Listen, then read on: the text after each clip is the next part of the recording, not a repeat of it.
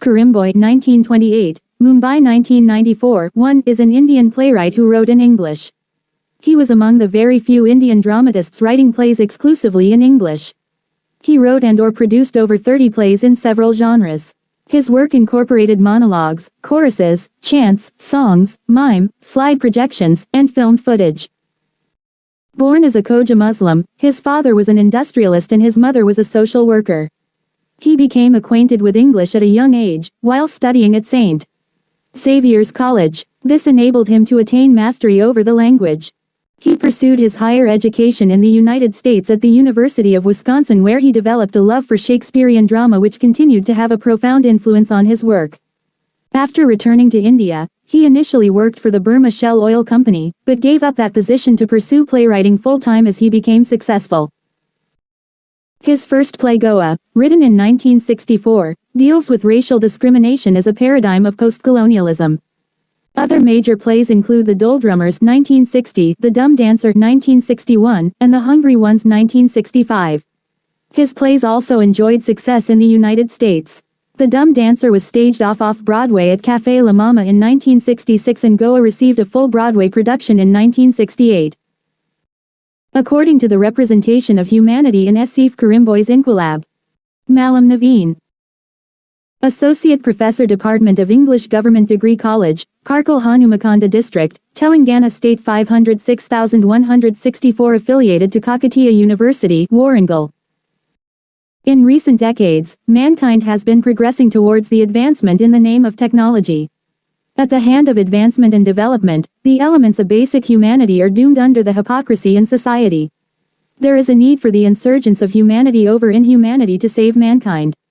Every human being, in the interaction of self and society, tries to accommodate the soul for the best of human nature. If this is the element to be drawn for the artistic play, Asif Currimbhoy has the advantage in every manner to make use of the elemental. Psychic drama molded into an excellent play. The present play by Asif Currimbhoy, Inquilab, portrays human nature with the zeal of representation of humanity over the doomed system of injustice caused in society.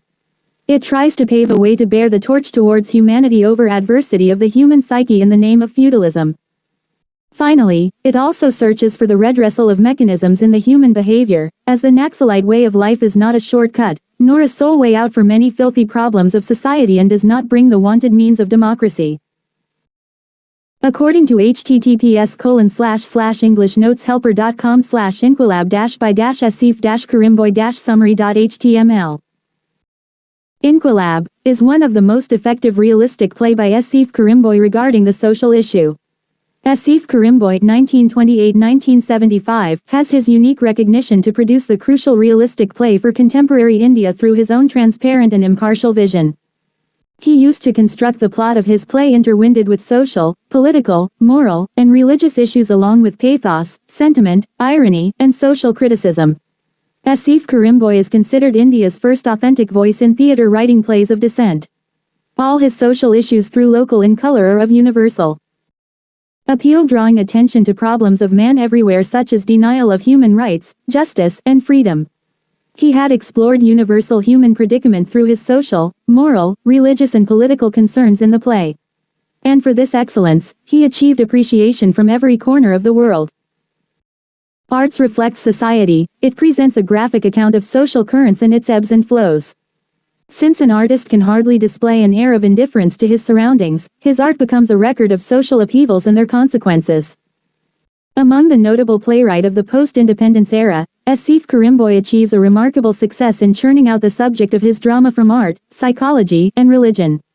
Inquilab depicts the struggle between classes with the rebel's view that the root of economic malaise lies in the amassed wealth of the exploiters.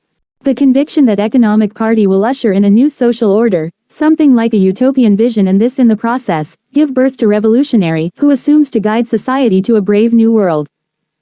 Amar is the son of Professor Dutta. His father is a teacher and scholar and believes in constitutional democracy and law and order. He had fought for freedom with Gandhiji. He believes in nonviolence and the ideals of Sir Ashutosh Mukherjee. There is a long discussion between Amar and his father.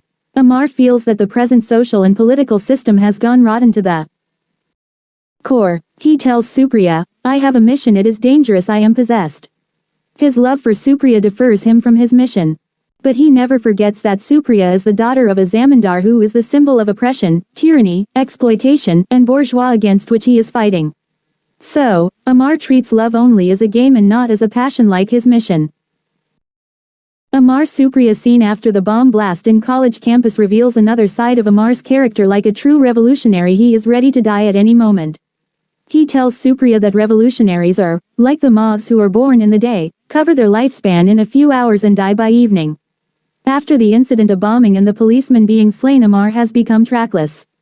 His father and mother are anxious to find him out. Ahmed comes to them and says that Amar has gone underground. But Dutta is confident that his son can never kill anyone. Amar's opinion about Jane is different from that of other revolutionaries. He argues with Shamik that Jane should be judged as an individual, not a class enemy. Amar feels that the approach of the revolutionaries is unreasonable. They kill Jane and hang them on 2 poles.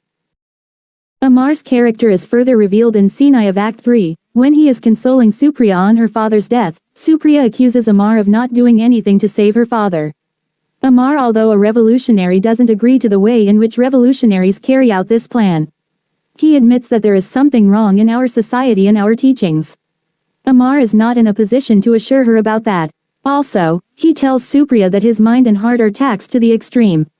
Thereby he wants to suggest that the next victim may be his father. He will not be able to save him either. Just in the next scene, Professor Dutta is killed. Amar is shocked and feels responsible for his father's death. But he still believes in the socialist revolution, but he disgraces with their method. This was also the attitude of his father, so finally, he has found his path. It is the same as that of his father. Like Hemingway's protagonist in his novel, For Whom the Bell Tolls, who is equally passionate about love and war, Amar finds himself caught in the cleft stick between love and his revolutionary ideas. In the background of social conflict, the character of Amar represents a psychological dilemma which is resolved in a happy ending. The metamorphosis brought by the brutal killing of his father makes him experience the futility of the use of arms. Though still a votary of bloodless revolution, Amar is disposed to tread the path of his father. The melodious music of Shanae, coming from a distance, echoes the happiness of marriage between Amar and Supriya. The new generation will certainly break a new ground of peace and prosperity.